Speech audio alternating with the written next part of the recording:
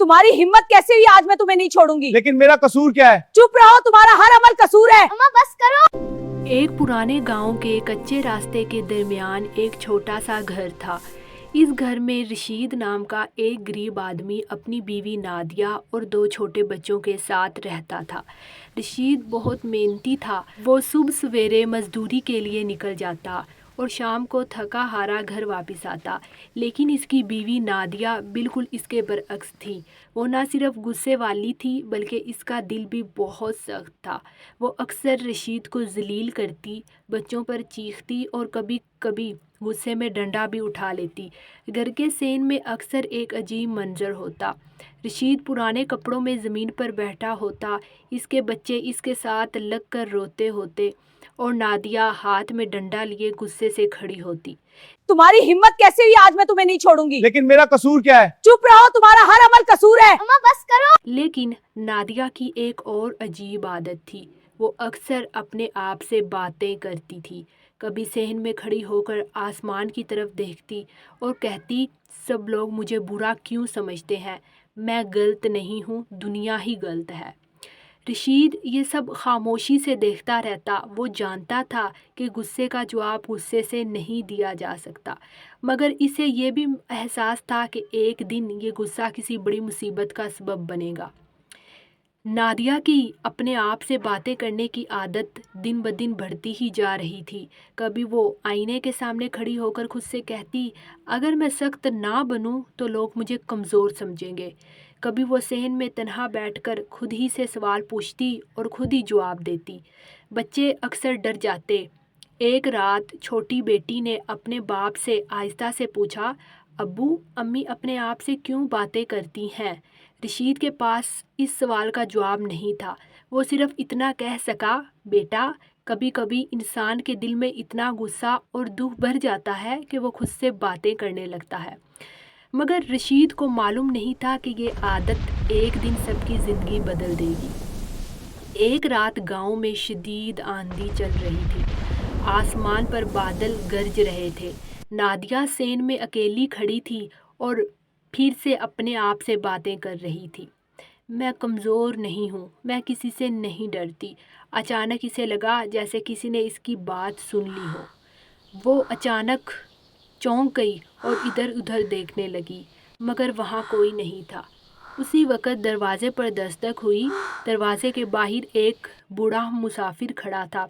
इसके कपड़े मिट्टी से भरे हुए थे और वो बहुत थका हुआ लग रहा था।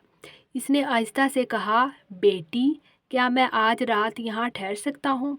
नादिया ने फ़ौरन गुस्से से जवाब दिया, ये कोई सराय नहीं है, चले जाओ। मगर रशीद आगे आया और बोला, आइए बाबा जी, आप अंदर आइए। ये सुनकर नादिया मज़ीद गुस्से में आ गई और फिर अपने आप से बड़बड़ाने लगी, ये आदमी कभी नहीं सीखेगा, हर अजनबी पर तरस खाता है। बूढ़ा मुसाफिर खामोशी से सब देखता रहा। रात को खाने के बाद वो बूढ़ा आदमी सहन में बैठा था। इसने नादिया को गौर से देखा और कहा, बेटी तुम्हारे दिल में बहुत गुस्सा है। नादिया ने तंजिया हंसी के साथ जवाब दिया, आपको मेरे दिल का क्या पता? बूढ़े आदमी ने आहिस्ता से कहा, जिस इंसान का दिल सख्त हो जाए वो अक्सर अपने आप से बातें करने लगता है। ये सुनकर नादिया चौंक गई, क्यों न कि इसने कभी किसी को अपनी इस आदत के बारे में नहीं बताया था। फिर बूढ़े आदमी ने एक अजीब बात कही, अगर तुमने अपना दिल नरम न किया तो एक दिन तुम्हें अपनी ही आवाज़ से डर लगने लगेगा। ये कहकर वो चुप हो गया। नादिया ने इस बात को मजाक समझकर नज़रअंदाज कर दिया। चंद दिन बाद एक अजीब वाक़या हुआ। नादिया सेन में अकेली बैठी थी। वो फिर अपने आप से बातें कर रही थी। अचानक इसे ऐसा लगा जैसे कोई और भी इसकी बातों का जवाब दे रहा है। वो घबराकर उठ खड़ी हुई, मगर आसपास कोई नहीं था। उस रात इसे पहली बार अपनी ही आवाज़ से खौफ महसूस हुआ। नादिया की आदत अब और अजीब होती जा रही थी।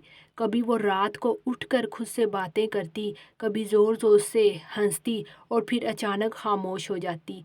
بچے ڈرنے لگے، رشید کو فکر ہونے لگی۔ ایک رات اس نے نادیہ سے کہا، نادیہ تم بدلتی جا رہی ہو، مگر نادیہ نے غصے سے جواب دیا، میں ٹھیک ہوں، سب لوگ مجھے غلط سمجھتے ہیں۔ پھر وہ اپنے آپ سے کہنے لگی، دیکھا کوئی مجھے نہیں سمجھتا۔ ایک دن رشید کو گاؤں کے ایک بزرگ نے بتایا، بیٹا انسان جب دوسروں پر ظلم کرتا ہے تو اس کا دل بے چین ہو جاتا ہے۔ وہ بے چینی کبھی کبھی انسان کو خود سے باتیں کرنے پر مجبور کر دیتی ہے۔ رشید کو پہلی بار احساس ہوا کہ نادیہ کا مسئلہ صرف غصہ نہیں تھا بلکہ اندرونی بے چینی تھی۔ اچانک رشید بیمار پڑ گیا۔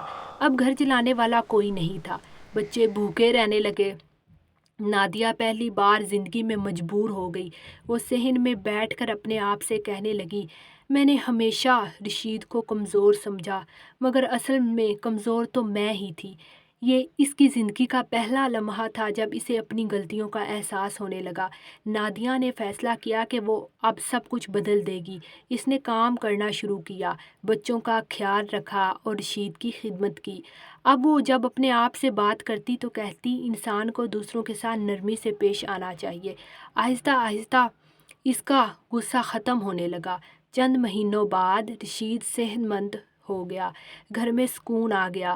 ایک دن نادیہ صحن میں کھڑی آسمان کی طرف دیکھ رہی تھی۔ وہ آہستہ سے اپنے آپ سے بولی، انسان کا سب سے بڑا دشمن اس کا اپنا غرور ہوتا ہے۔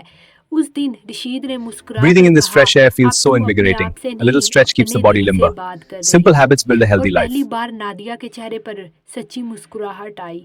سبق: جو انسان دوسروں پر ظلم کرتا ہے آخر کار اسے اپنی ہی غلطیوں کا سامنا کرنا پڑتا ہے، مگر جو وقت پر بدل جائے اس کی زندگی بھی بدل جاتی ہے۔